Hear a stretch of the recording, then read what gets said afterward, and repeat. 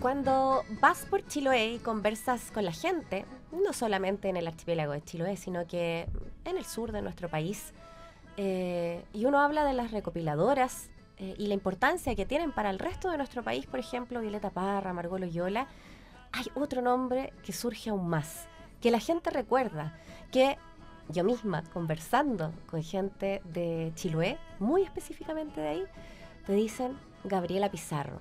Héctor Pavés también, por supuesto. Les recuerdan haber estado en su casa entrevistando a sus abuelos o abuelas. Les recuerdan porque hicieron un trabajo de caminar la ruta de una manera que es inconfundible y muy entrañable para la gente del sur de nuestro país. Y no es que no hayan ido a otros lugares, pero ciertamente el sur fue muy relevante para ese caminar.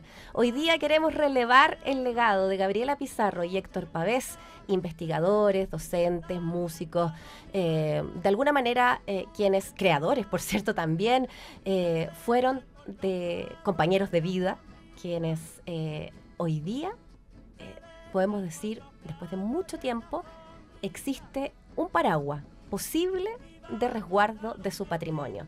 Queremos recibir en tantas canciones buenas a todas las personas que nos están escuchando, que nos están viendo a través de nuestro canal de YouTube en radio-uniac. Otra vez también pueden encontrarnos en Instagram, en nuestras redes sociales, pero sobre todo a través de nuestra señal de la radio digital Radio UNIAC. Y así, dando esta bienvenida con este legado musical, queremos recibir a una nueva panelista que se suma a nuestro programa de los días viernes. La tremendísima investigadora también, sequísima, Karen Donoso Fritz. Un gusto tenerte por estos lados y poder compartir contigo de tus andanzas y de tus también proyectos de preservación. Muchas gracias por acompañarnos en tantas canciones buenas. Hola Muriel, muchas gracias. Felicitaciones por este espacio. Entiendo que muchas gracias. Están bastante nuevos. Sí, nuevo. Estamos recién partiendo. Y muchas gracias por invitarme, por considerarme. Pero no término solo personal, sino que tiene que ver con los temas en los que yo investigo y en los cuales he puesto el corazón también en los últimos años. Oye, es que poner el corazón es básicamente de lo que vamos a hablar todo este capítulo. Karen es investigadora también, lo comentábamos, autora de libros, habla en sus publicaciones sobre los cruces con la cultura, con la política en Chile también, en distintos momentos, más siglo XIX, más siglo XX, por ahí también, evidentemente, y ciertamente desde la proyección más actual, ¿no? Mitad del siglo XX es muy importante justamente por lo que estamos abordando, la Gabriela Pizarro y el Héctor Pavés. Y esta semana, fue justamente esta semana que tú me dabas la noticia que se va a lograr ya poner en marcha, y ya está constituida, la fundación que lleva los nombres de estos grandes del folclore nacional y de la música tradicional y de ese resguardo, para poder hablar de todo ese legado en el futuro, independientemente de el paso del tiempo y las generaciones. Karen, qué tremenda noticia, pero es algo que ha costado un montón. Quiero que nos cuentes un poco ese contexto. Sí, este es un trabajo que vienen desarrollando sus hijos. Cabe explicar que Gabriela Pizarro y Héctor Pavés fueron no solo colaboradores en la investigación, sino que también fueron matrimonio. Uh-huh. Y en ese matrimonio, que duró un tiempito, ellos tuvieron 5 hijos. Y de esos 5 hijos, tuvieron una familia bien fructífera. De esos 5 hijos, 3 de ellos integran esta nueva fundación, pero están todos ahí con el espíritu, obviamente, en el desarrollo de este proyecto. Claro. Y claro, hubo muchas gestiones previas, hubo ponerse de acuerdo, ellos mismos también dejar sus propias carreras, que todos tienen su propia trayectoria en el arte también, en el mundo de la música, en el mundo de la danza. Sí. Entonces, darle un ladito a sus propias trayectorias para dedicarse a resguardar, conservar, perpetuar, difundir el legado de sus padres. Están muy contentos, es un anhelo que vienen trabajando hace mucho rato. Y esto se está concretando porque es un proceso también súper lento, todo el trámite burocrático. Todos los que entramos en el mundo de la cultura, de la gestión cultural, nos damos cuenta que pueden haber muchas ideas, pero para concretarlas son pasos bien complejos. entre que postulas, que presentas, no sé, cuando en el caso de los proyectos, pero cuando son estas personalidades jurídicas, son bien engorrosas también, entonces están ahí en el proceso, la Fundación Gabriela Pizarro y Héctor Pavés. Ese va a ser el nombre oficial. No, es que me encanta porque igual caminaron mucho tiempo juntos y bueno, claro, conociéndose además desde del conjunto Millaray, que los unió en el fondo, pero que además habla de partida de una iniciativa que también vino de la misma Gabriela primero, ¿no? Y eso es muy notable también de reconocer, porque nos cuesta de repente reconocer a las mujeres, pero gracias al trabajo de ellas mismas, la Violeta, la Margot, la Gabriela, y de tu trabajo y de muchas otras investigadoras e investigadores que vinieron después, hemos conocido la importancia de las mujeres en el resguardo de esas tradiciones finalmente. Claro. Y que además en este caso, como tú mencionas súper bien y lo ubicas súper bien aquí en esta triada, digamos, con Margot Loyola, con Violeta Parra, porque justamente de la mano de Violeta Parra, Gabriela Pizarro inicia su trabajo de investigación. Ella la ayudó mucho y ella fue la que los mandó a Chiloé, o sea... Claro, como el nexo de decir, allá están pasando muchas cosas, tienen que ir ustedes, y el vínculo también de darles el espacio en un escenario. Claro. Entonces, claro, tienes razón tú, Gabriela Pizarro, digamos, puede estar en ese cetro junto con Violeta Parra y con Margot Loyola, y hasta el día de hoy, lamentablemente, no ocupa ese lugar en las políticas culturales, en la educación, por ejemplo. Entonces, una de las tareas de la fundación es eso. Y lo otro que te iba a comentar, bueno, a raíz también de lo que una vez presentó Rodrigo Torres, musicólogo. Él dice, hay que ver la década de 1950 como para ir ubicándonos en el espacio-tiempo. La década del 50, el momento en el que justamente estas mujeres vienen a hacer una especie de renovación de la investigación folclórica. Porque ya no son... Antes de ella, la mayoría de los investigadores eran hombres y eran muy de estos que van al campo, graban, registran, se van a la oficina, ordenan el material, publican libros o publican artículos.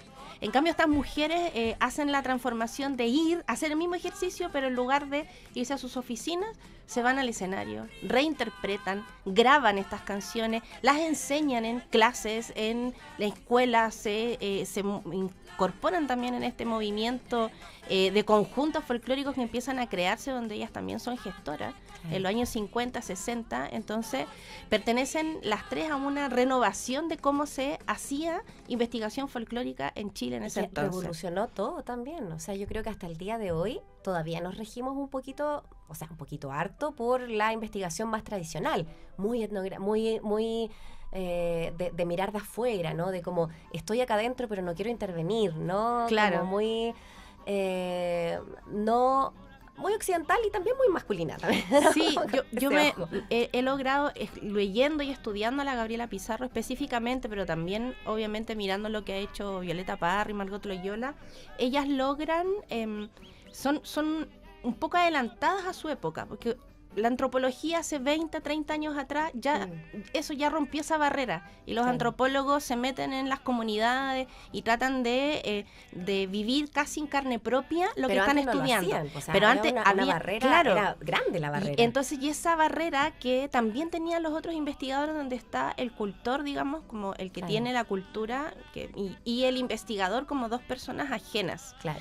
En cambio, claro, lo que promueven esta investigadora y lo que enseña además Gabriela Pizarro es que pues tiene que haber una relación que muchas veces de afecto, muchas veces de amistad, o sea, terminan siendo amigas de las cantoras, de los cantores, madrinas de sus hijas, exacto, de las guitarras, eso también es está un vínculo emocional mucho más trascendente desde ese lugar, y que tiene otro resultado la investigación también, porque ya la interpretación de ese repertorio que aprendieron con estas mujeres, con otras cantoras, se lo apropian. Entonces pasan a ser ellas intérpretes.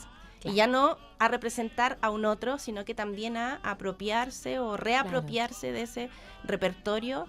Un repertorio que es muy vasto, que Ajá. fue grabado, que fue registrado y que todavía queda por ser explorado. O sea, Sí. a pesar de que, claro, nosotros tenemos algo como que en el colegio nos bombardearon con folclore, pero lo que nosotros aprendimos en el colegio es una parte mínima, mínima, mínima de las canciones, las tonadas, los versos, las cuecas que lograron recopilar y registrar y difundir.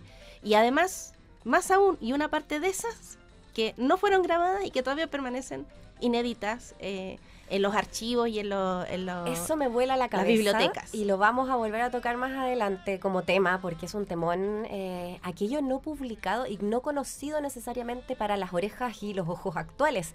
Pero me quiero quedar en eso, porque lo que tú decías del vínculo emocional que se genera y por qué quizás existe esa barrera, porque yo todavía no logro entender por qué la Gabriela no es tan conocida como las otras dos grandes, cuando las tres realmente, como tú dices, son una triada en Chile, conviven, conversan, convergen en lo que están haciendo.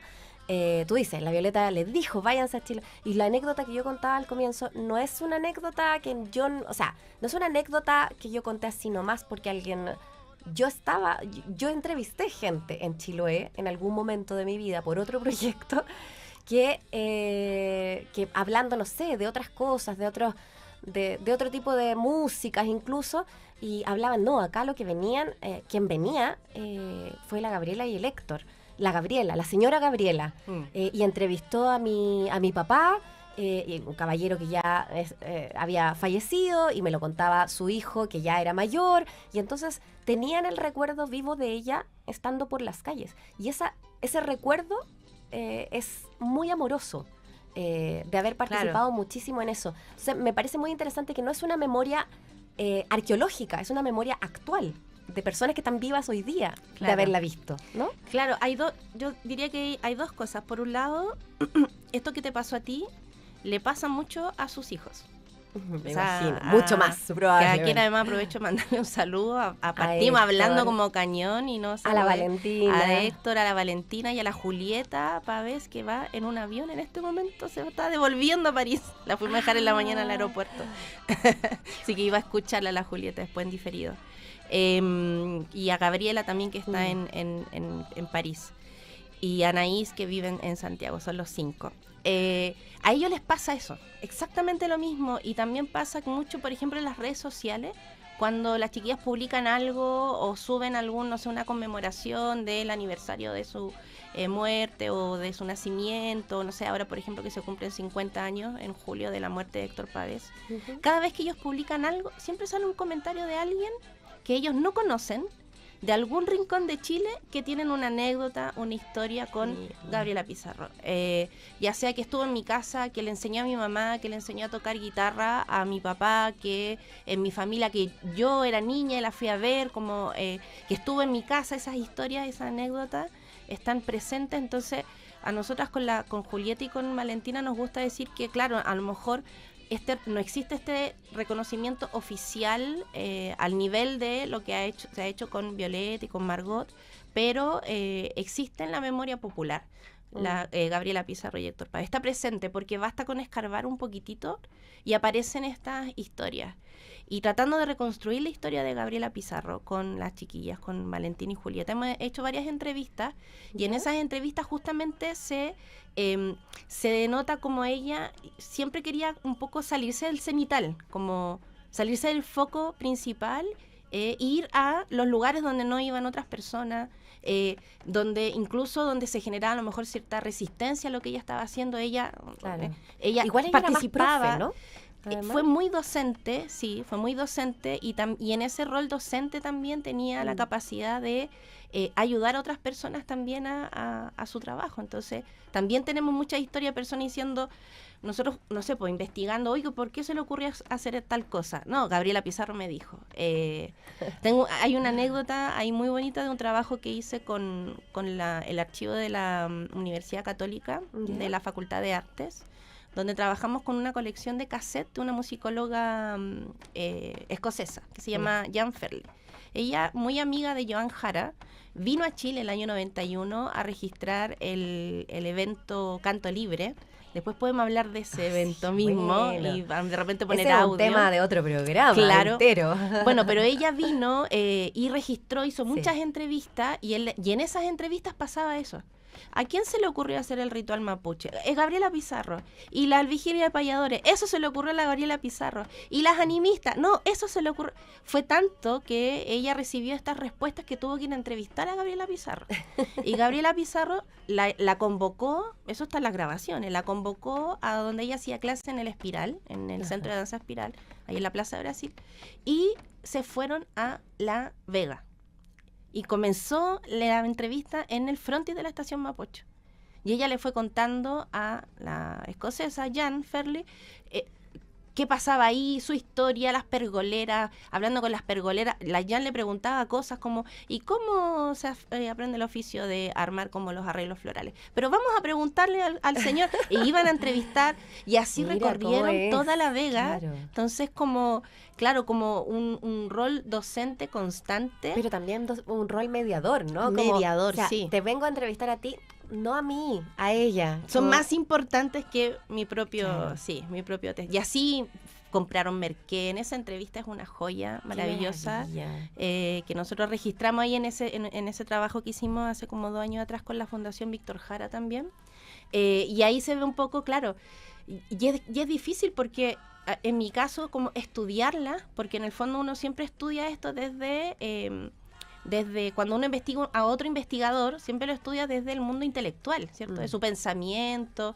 Y yo un poco trataba de hacer eso, como reconstruir el pensamiento de Gabriela Pizarro. ¿Qué pensaba de la cultura? ¿Qué pensaba del pueblo? ¿Qué pensaba de Chile? ¿Qué pensaba del folclore? Preguntándole a sus discípulos también a ver cuál es su método de investigación.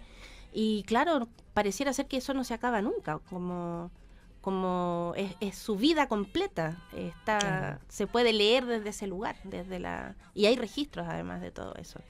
Sí, quizás hay muchas cosas a que echarle mano. Karen Donoso Fritz, investigadora, gran musicóloga chilena. No soy musicóloga. No, musicóloga, estoy historiadora. Historiadora de la música. Oye, casi me mira el carril. Nada de fake news aquí, por favor. No. Historiadora de la música y de política también, y hablaremos también de esa beta también de estos dos grandes, como son Gabriela Pizarro y Héctor Pavés.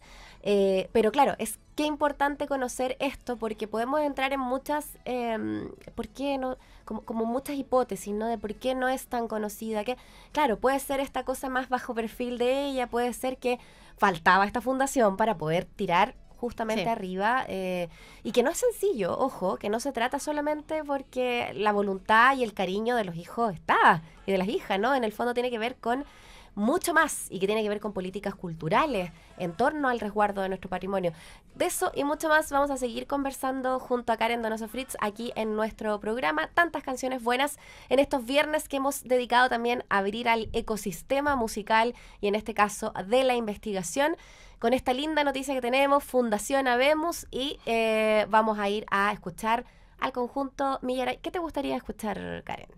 Una cueca, obviamente. Una cuequita. Sí, del cuero de una naranja, o en Valdivia canta el gallo, no sé. El cuero de una naranja, es que esa cueca. Ya vamos con esa, ya seguimos con más de nuestro programa aquí en Radio UNIAC.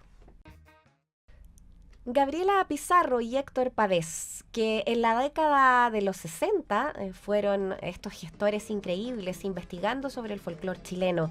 Había muchísimo que hacer, mucho lugar por andar, y que no solamente involucraba la música, sino que también las tradiciones, las danzas, y de alguna manera eso se vio en la repercusión que tuvo luego de que también Gabriela Pizarro iniciara en su momento el conjunto Millaray, que fue fundado en el año 58, de hecho, y luego, muy prontito, se integrara Héctor Pavés. Desde ahí en adelante ya la historia es en conjunto también, ¿no? Pero claro, es el que escuchamos de fondo, el conjunto Millaray, que recién disfrutábamos con una cueca. Karen Donoso, nuestra invitada hoy día, investigadora de la música también, quienes ahí recogieron y pudieron mostrar lo que se estaba haciendo, pero también creando. ¿Cómo? Y en ese tiempo, cuando todavía había mucho más resguardos, purismos, y esto estaba dentro de la música más tradicional, fueron entrando también ellos con esas propuestas de la época, que fue tan fructífera de la década del 60. Claro, solo quiero como un pequeño detalle a propósito de esto de su poco conocimiento, que eso no le quita para nada valor al trabajo que han hecho muchas personas por justamente reconocer y visibilizar el legado de Gabriela Pizarro, como por ejemplo la Municipalidad de Peñalolén, donde la sala principal de su actual Casa de la Cultura o Centro Cultural se llama Sala Gabriela Pizarro. La inauguraron hace poquito. Sí. Hay una pequeña estatua también ahí hecha por los vecinos. Que no existe, claro, solo que falta, ¿no? Claro. No, solo estábamos mirando el vaso medio vacío, claro, pero no significa que no sea, que el medio lleno sea contundente y muy aplaudible. Se puede hacer mucho más, claro. Sí. Claro, el conjunto Millaray tiene varias como elementos que hacen que sea importante en nuestra historia musical, no solo por ser de los primeros conjuntos de proyección folclórica, porque así como te decía, estas mujeres renuevan la forma de hacer investigación, estos conjuntos renuevan la forma de escenificar la música tradicional. Porque previamente lo que más se estilaba era ya sea el dúo de cantoras o una cantora sola, o lo que hacía Margot Loyola de manera individual, por ejemplo. Pero poner esto en un escenario con grupos de personas cantando y grupos de personas bailando, eso es algo que aparece como novedad también en los años 50. Okay. Entonces ahí está el grupo de la agrupación folclórica chilena que dirigió por muchos años Raquel Barro, que ahora lleva su nombre. El conjunto Cuncumen, por supuesto, que están cumpliendo 60 años ahora. Están haciendo varias actividades de conmemoración. Y tercerito viene el conjunto Millaray, que a diferencia de los otros dos, tiene como una propuesta estética sonora un poco más rústica. O sea, de hecho hay una anécdota que por supuesto no pretenden lodar en nada la imagen del Cuncumen, sino que a la Gabriela Pizarro... Somos muy admiradoras del Cuncumen, por si acaso. Pero a la Gabriela Pizarro, claro, ella no encajaba en el formato del Cuncumen. No encajaba en el formato no porque no supiera cantar, sino que por su estética. El Cuncumen era, incluso si uno lo escucha, es un poquito más, sobre todo ya en los años 70, su propuesta sonora es un poquito más pulcra, más pulida. Claro. En cambio, la propuesta de la Gabriela Pizarro con el Millaray es que fuera mucho más, que tuviera cierto grado de realismo con las personas que participaban en este elenco musical. Y eso no es solamente sonoro, es de todo. De todo, fondo, claro. Entonces, si esta es la música de los trabajadores y esta es la música de los campesinos, decía la Gabriela Pizarro, entonces se tienen que representar como se representan los campesinos y los trabajadores. Por lo tanto, desde su génesis hay como una especie de contrapropuesta de cómo se va a entender el folclore chileno. Claro. Cosa que después queda media marginada, sobre todo cuando aparecen los ballets folclóricos ya el año 60, donde ya la proyección, la idea de la proyección folclórica ya es absoluta. Claro, y los vestuarios, que todos iguales y todos más o menos vestidos pero más o menos ella parecidos. Instalaba la pregunta, oye, pero si esa personas no van a ir a trabajar al campo así. Claro, ¿entendí? Claro, entonces como... De hacerlo un poco más real, darle un grado más del realismo y por supuesto también eso no tiene que ver solo con una propuesta estética, sino que también es una propuesta política. Y por eso decías tú lo importante de el vínculo político que tienen ellos dos, porque claro, como integrantes del Millaray, participaron constantemente de las campañas de Salvador Allende y participaron también del gobierno de la Unidad Popular y fueron parte de este gran grupo de artistas que quedan medio silenciados o medio ensombrecidos por la nueva canción chilena, que es la que más se ha estudiado, de la que más tenemos información, de la que más se ha escrito biografía, sobre todo por la figura de Víctor Jara o la importancia de Quilapayún, Pero también ahí de Inti Illimani. Desde esa investigación, por un lado, claro, de la misma canción, de la nueva canción chilena, pero también del exilio y en la participación política de sus intérpretes. Y entonces tenemos esta otra beta que después en dictadura como que entendemos que hubo mucho más una vuelta a la tradicionalidad, pero Héctor Pavés también y Gabriela igual se van al exilio. Entonces, Héctor Pavés se va al exilio. Entonces como me da la sensación que también ahí hay una como retribución o vuelta de mano, decir, pucha, no fue como que los artistas del folclore o que estaban más ligados a lo tradicional, se hubiesen como salvado, entre comillas, de el silenciamiento cultural en el fondo. Claro, o sea, de hecho estos folcloristas son como folcloristas que se dedican, digamos, a recopilar las canciones del mundo campesino y del mundo obrero también en parte, siempre son como el último vagón del tren, ¿sí? Como que están, todo el mundo los necesita, pero no son prioridad al momento de generar o desarrollar una política pública, una política cultural. Y eso sucede también en el exilio. Hay que recordar que los partidos políticos también tienen política cultural. Claro. Entonces, efectivamente, en el exilio Héctor Pavés no tuvo el escenario que tuvieron otros artistas. Y él ya en el exilio vuelve a grabar sus canciones en otro formato, con otros productores, trata de rehacer su carrera artística y claro, fallece de un ataque al corazón muy tempranamente para nuestro pesar. Pero quiero volver un poquito atrás, porque en el fondo esta proyección o esta participación política que ellos tienen está directamente relacionado con su método de investigación. Y cuando nosotros ahora decimos voy a hacer una investigación, hoy día, si Santiago y Chile 2025, uno al tiro piensa, postulo un fondar, puedo pagar los pasajes, claro, y hago un proyecto y diseño una metodología y postulo a los fondos, me dan los fondos y parto. Y si no están los fondos, como que no hacemos mucho porque no nos podemos. Bueno, en 1955 las cosas no eran así y esa investigación que recuerda a la gente de Chiloé, que recuerdan personas de otros lugares de Chile, la verdad es que se hacía muy precariamente. Porque sí. Solo los investigadores que tenían algún patrocinio institucional o que lograban tener algún vínculo podían conseguirse, por ejemplo, una grabadora de buena calidad. Las cintas se reutilizaban, las grabadoras eran muy grandes, por lo tanto era muy pesado andar acarreándola. Había que conseguirse las anécdotas del viaje a Chiloé, el primer viaje a Chiloé. Un poco dan cuenta de eso, tenían que conseguirse energía eléctrica para hacerla andar.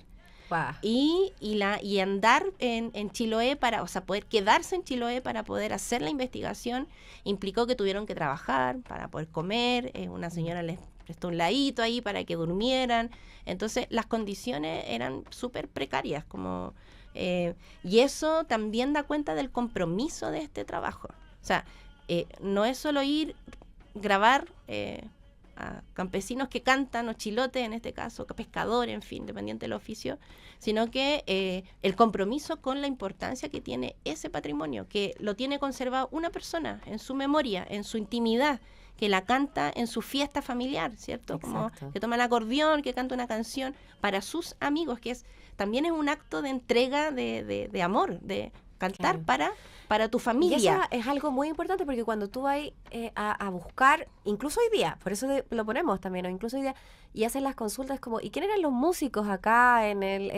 pensando en los abuelos, qué sé yo, No, bueno, era mi abuelo, no era como que venía un músico de gira para estos lados, no, la música que existía, si no era por la vitrola básicamente, y los discos que se iban como pasando de cordillera de un lado a otro, y pensemos todavía en el sur de Chile, tenía que ver con que ellos aprendían o ellas aprendían y con eso interpretaban. Y por tradición, o sea, porque otra persona te enseña, y claro, y eso en Chiloé, como dices tú, hasta el día de hoy, ha hecho que siga muy viva la práctica del acordeón, por ejemplo, o la práctica musical.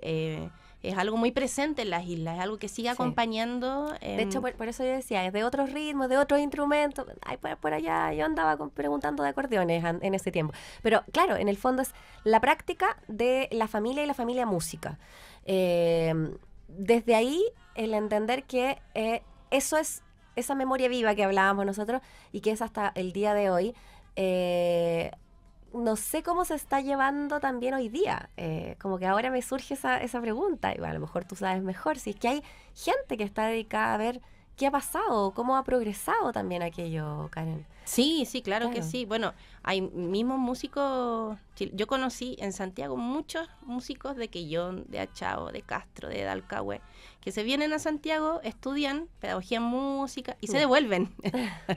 Y siguen allá en su circuito. Es difícil cortar ahí, pero además también quiero mencionar que hay un historiador, un investigador que de la Universidad Austral, por ejemplo, que ha hecho la recreación de este folclore musical chilote, de los maestros y la importancia de los profesores en este proceso.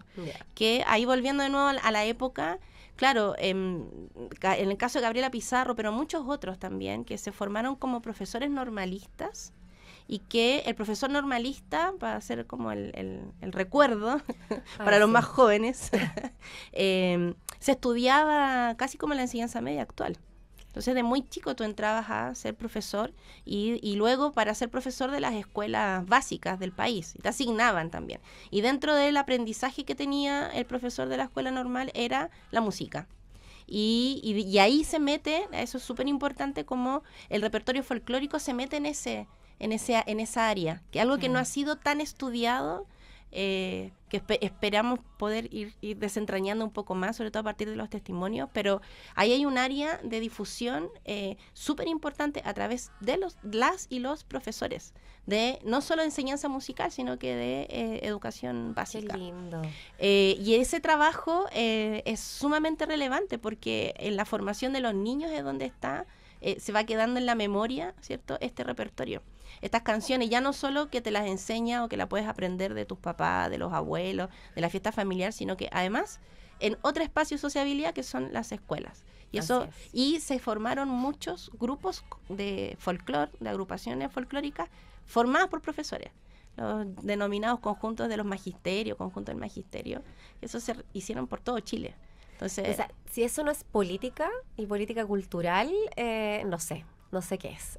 No, porque cuando hablamos de por qué se vinculan políticamente, no es solamente estar en una campaña política, es eso de ir con lo que tenían en el bolsillo y trabajar para poder investigar. Eso es político, muy político, Karen. Sí, es un compromiso. Es un compromiso. Sí, es un compromiso con el quehacer, porque además imagínate nosotros, a hoy día, yo insisto en eso, como hoy día uno piensa en la investigación, todo lo que hay por hacer, todos los gastos que necesitas, hace un par de semanas nomás estaba con César Guapay, investigador de la 10ª del Perú y de Chile, y él me hizo esa caracterización, como él ha trabajado todo este tiempo sin ningún fondar.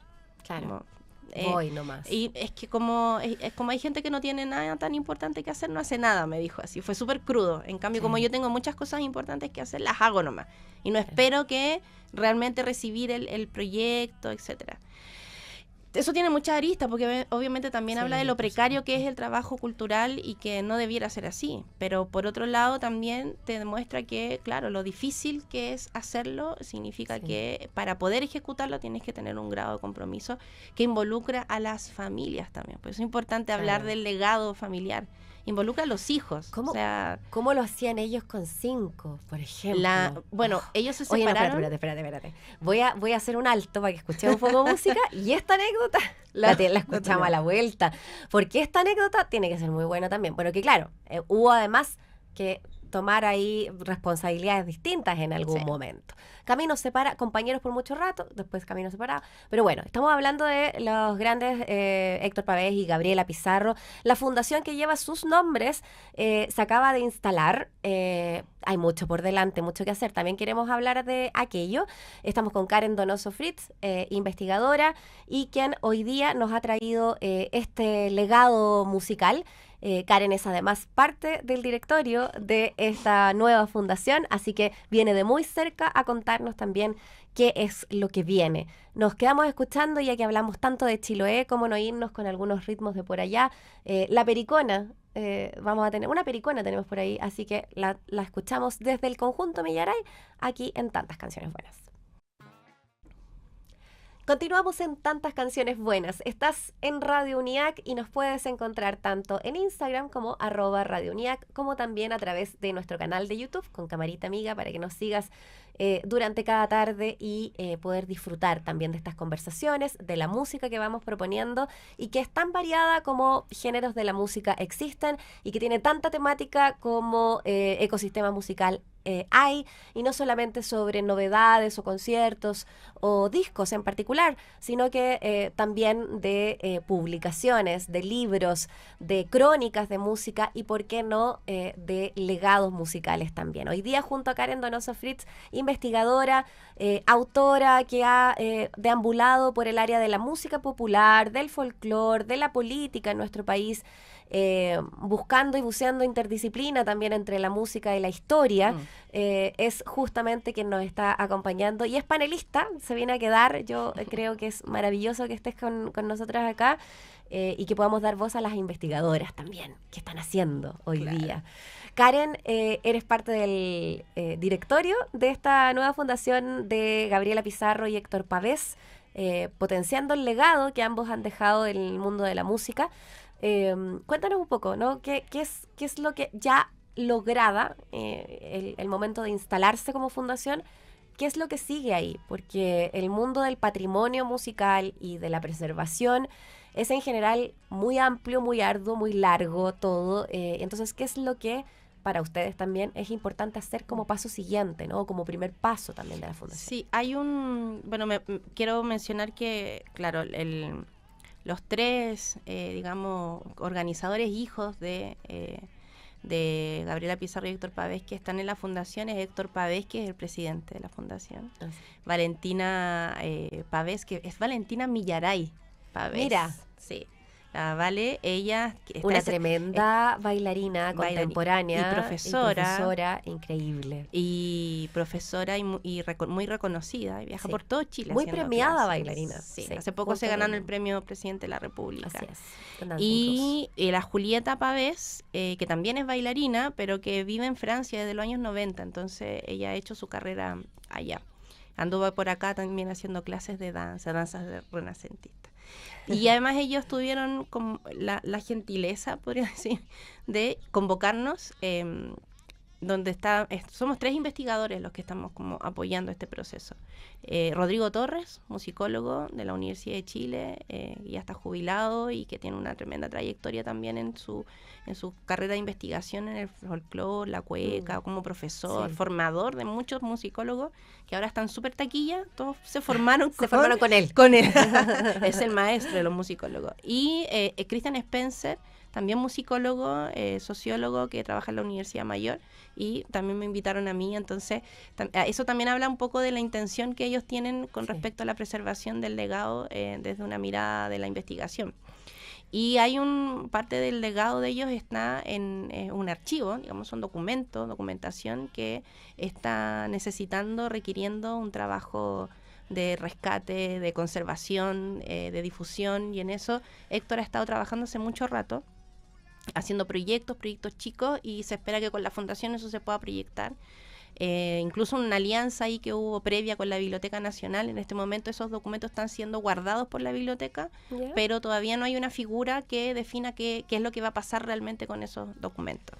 Y el tipo de resguardo también me imagino que debe ser porque hay cintas, claro, sí, cosas relacionadas que tienen una preservación especial, también una conservación especial. Y eso es un tema en sí mismo, porque claro, uno puede guardar cosas en una caja, pero hacer que eso de material, primero identificarlo, que es algo que ya hicieron los chiquillos, pero identificarlo, ponerlo en condiciones, digamos, con sus cajitas, con sus carpetitas, con todo lo que signifique que perviva por muchos años más, sobreviva por muchos años más, y además hacer difusión de eso, lo que actualmente eso está dado básicamente por la digitalización, para poder ponerlo de acceso público y que este material no se siga desgastando mientras se consulta. O sea, cada vez que tú abres un libro, un cuaderno, generas un desgaste que se evita si es que eso está digitalizado. O sea, fotos probablemente que haya por ahí, ¿no? Pero claro, todo eso es muy importante porque, claro, la digitalización es muy necesaria quizás para una preservación más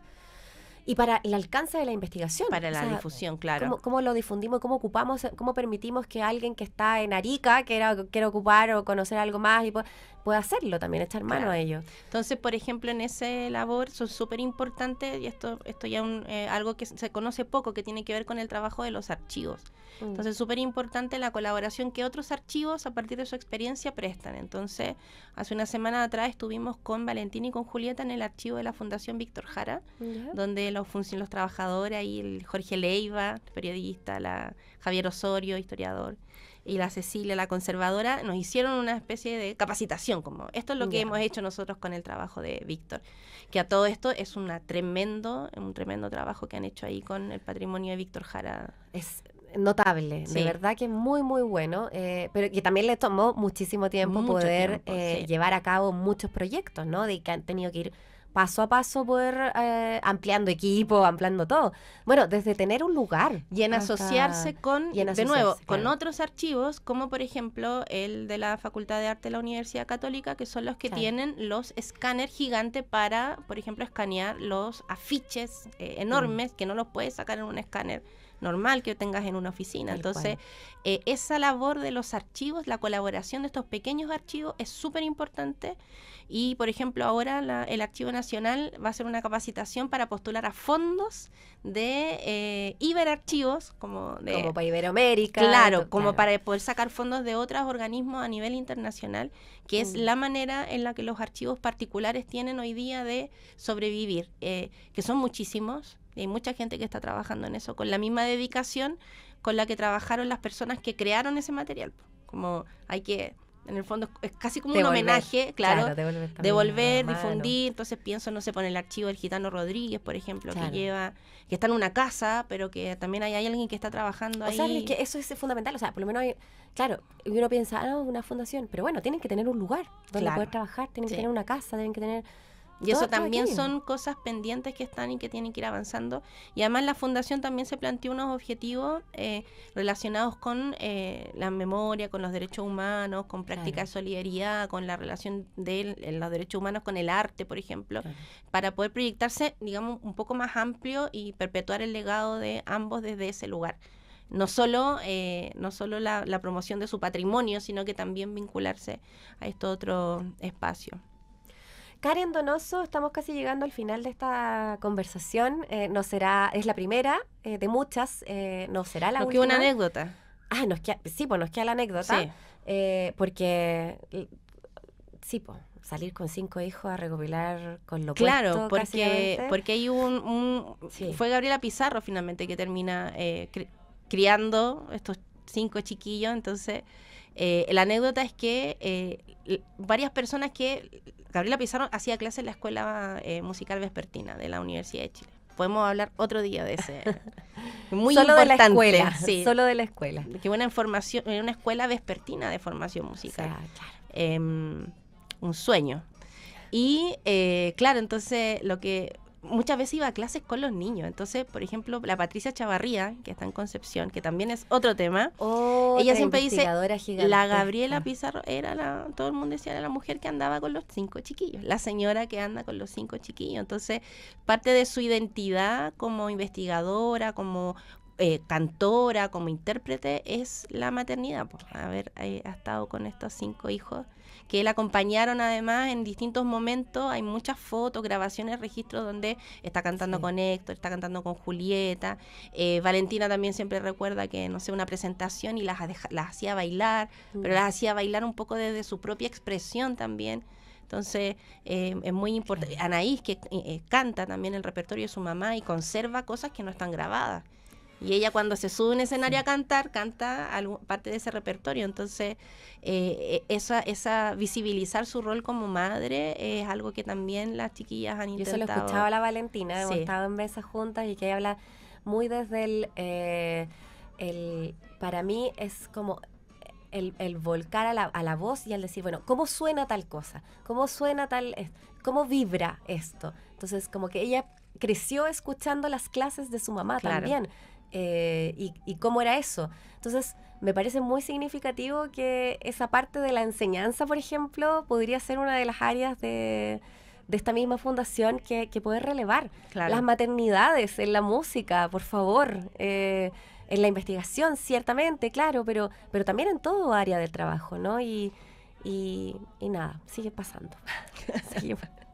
Seguimos teniendo a los niños también ahí en nuestros espacios de trabajo y que además, está muy bien también. Y si además tu labor aborda todas las áreas de tu vida, como decíamos al comienzo, como cómo reconstruir el pensamiento de la Gabriela Pizarro, me sirven incluso los cassettes que las chiquillas tienen guardadas de ella grabándose en la mañana, escuchando a los pájaros.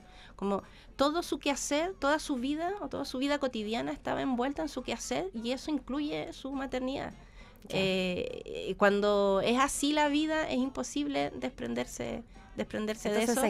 Se integra y sobre todo por el legado de los chiquillos, de las chiquillas, que es súper importante también la importancia que ellos tienen en el desarrollo de la música y de la danza actual. Bueno, es fundamental, hay que decir, Héctor Pavés Pizarro es músico de toda la vida, también ha sido muy importante su voz dentro de, no sé, época de los 80, 90 y hasta ahora, evidentemente, con un espacio cultural también de música en torno probablemente también generacionalmente a todo el canto nuevo también. Él fue un impulsor, parte de impulsor claro, del revival de la cueca brava también. También fue parte de todo eso. Ya lo decíamos, la Valentina como creadora en la danza contemporánea, otros serán desde otros lados también. Danzas renacentistas, decías tú con Julieta, mira, increíble. Y ella más enseña folclore chileno allá. Allá en París. En París, claro. Imagínate. O sea, es que, bueno, crecieron así, de esta manera, y eso que están compartiendo es muy bonito también que pueda verse permeado en esta fundación que ha nacido esta semana y que nos encantó que nos trajeras esta historia tan fresquita, esta noticia tan fresquita, esta buena noticia para la música y para el legado musical de estos grandes como son la Gabriela Pizarro y el Héctor Pavés. Karen Donoso, nos vamos a reencontrar en unas semanas más y te damos las gracias por compartir con nosotros y nosotras aquí en nuestro programa. Y gracias también a Editorial Planeta. Tenemos un regalito para ti. ¡Ah, qué bonito! Y esto no tiene, dijimos, bueno, investigación. Ya la Karen tiene todos los libros, ya están, los he escrito todos, básicamente. Así que te vamos a regalar algo de novela negra, para que puedas compartir ahí, puedas hacer una lectura. Editorial Planeta nos ha acompañado estas 2 primeras semanas que hemos estado al aire con este proyecto de Radio UNIAC, este proyecto de Renacimiento. Así que le damos muchas gracias a la editorial por dejarnos regalitos para nuestros invitados e invitadas. Oye, muchas gracias. Y cada vez que voy a venir me van a regalar un libro. No sé si tendremos para tantas semanas más porque queremos tener mucha vida, pero... muchas gracias por la invitación. Sí. Yo feliz, y más aún si podemos estar hablando de la música, de los investigadores que han sido importantes para nuestra historia. Gracias por el espacio, Muriel. No, gracias a ti, Karen, y gracias a todas las personas que nos han escuchado. Les dejamos la invitación a que sigan en la compañía de nuestros estupendos músicos y músicas a través de nuestra playlist gigante de Radio UNIAC, para que la sigas escuchando a través de nuestra radio digital, puedas volver a ver y escuchar a través de YouTube nuestras entrevistas y, por supuesto, a encontrarnos el próximo lunes nuevamente con tantas canciones buenas. Chao, chao.